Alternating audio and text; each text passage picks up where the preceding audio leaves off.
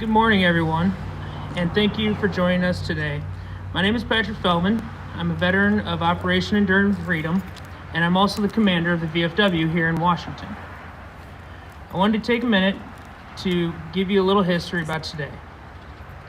In 1918, on the 11th hour of the 11th day of the 11th month, all countries that were in war signed an agreement called an armistice that would end the war. The day became Armistice Day to honor all those veterans that died in World War I. Later that day became Veterans Day to honor all those that were served in our armed forces. As we dedicate today to all of the veterans in all of the branches, we want to thank all for their service and sacrifices that they have made. For all those that have served, the most difficult part is leaving friends and the loved ones. However, with the job is much easier with the constant support of the community and families. I want to thank all those who have served, and I am so very proud to be honored and to be standing here next to those veterans next to me. They are huge role models into this community and very happy to be. If you know a veteran, please make sure to thank them today for their service and to their community and to their country.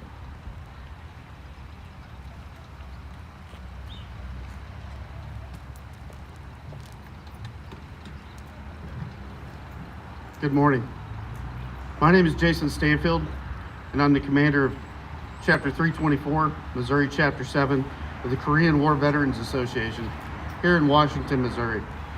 As we take time to honor all of our veterans and remember the service they provided to our country, I'd like to take some time this morning to recognize a very special group of people during a very important year.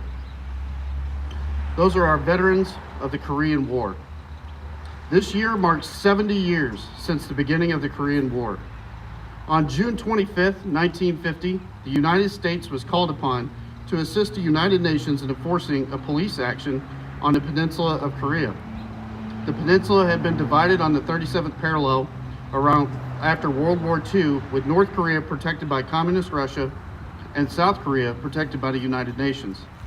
The police action was a result of the Communist forces of the North invading the South in an attempt to take control of the entire peninsula and give communism a stronghold in the Pacific region. Over the next 3 years, a brutal and bloody war was fought on the peninsula, with each side gaining and losing ground. The U.S. led the UN's multi-nation coalition, with our soldiers, sailors, Marines, and airmen providing over 90% of the fighting force.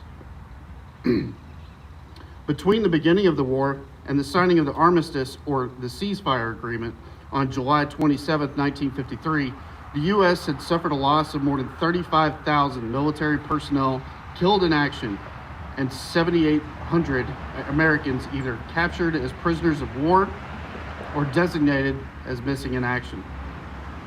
When the armistice was signed, the North and South remained divided at the same place where it all started, the 37th parallel. It is important to understand that although the armistice was signed, there has never been an official declaration to the end of the war. The war still continues, and although very few military incidents have occurred since 1953, tensions between the United States and North Korea still remain extremely high. More than 1.7 million servicemen and women have served on the Korean Peninsula since 1950, ensuring the people of South Korea remain protected from the North and the spread of violent extremism is prevented. Sadly, despite all the sacrifices, the Korean War is also known as the Forgotten War. As you take time this morning to honor our veterans today and each year moving forward, please remember those who fought and died on the Korean Peninsula and those who have continued to defend it for the past 70 years. Thank you.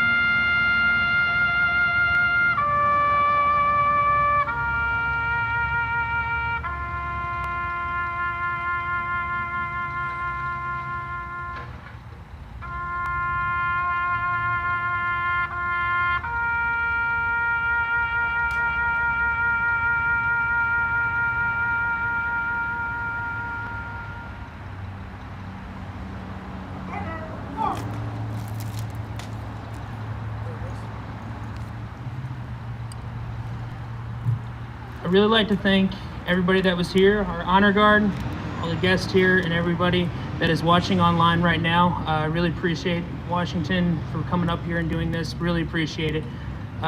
This is a day to honor those and what they've done, their sacrifices, and we really appreciate everybody that's watching and honor them with that. Thank you so much and have a great day.